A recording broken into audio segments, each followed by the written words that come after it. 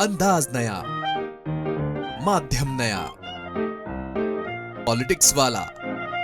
आओ राजनीति करें।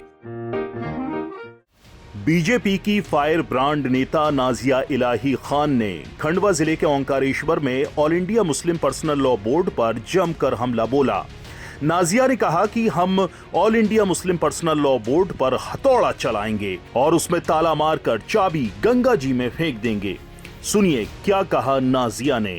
भगवान से मैं प्रार्थना करूंगी कि जिस तरीके से वक्फ बोर्ड का चिट्ठा खुला है और सारे चोर की दाढ़ी के तिनके हमने गिने हैं, उसी तरीके से बहुत जल्द all India Muslim personal law board पर हम हथौड़ा चलाएंगे, हम ताला मारेंगे, क्योंकि भारत देश, इस भारत भूमि और इस भीमराव अंबेडकर जी के संवैधानिक देश को किसी भी मुसलमान के पर्सनल लॉ की यहाँ पर बिल्कुल भी जरूरत नहीं है। ओंकारेश्वर मंदिर में माथा टेक करके, परिक्रमा करके एक दूसरा मन्नत मांगने आई हूँ कि बहुत जल्द हमारे भारत की भूमि से, भारत देश से all India Muslim personal law board का खात्मा हो और उसके दरवाजे पर ताला मैं लगाऊं और चाबी गंगा नदी में फेंक दूं।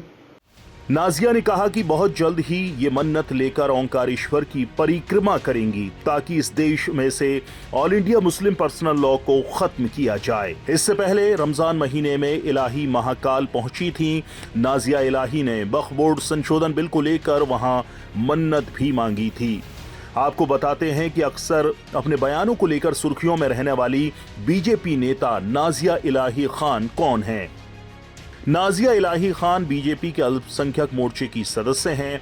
नाजिया ट्रिपल तलाक पीड़िता इशरत जहां की वकील के रूप में चर्चा में आई थीं। साल 2018 में नाजिया भारतीय जनता पार्टी में शामिल हुई थीं। पश्चिम बंगाल की बीजेपी नेता नाजिया राष्ट्रीय समिति सदस्य हथकरघा बुनाई प्रकोष्ठ, राष्ट्रीय पर्यवेक्षक मजदूर प्रकोष्ठ की सदस्य भी हैं। बीजेपी नेता नाजिया इलाही खान ने महाकुंभ के दौरान वीडियो जारी कर कहा था कि उनके ऊपर हमला किया गया है। हालांकि ये दावा झूठा पाया गया था।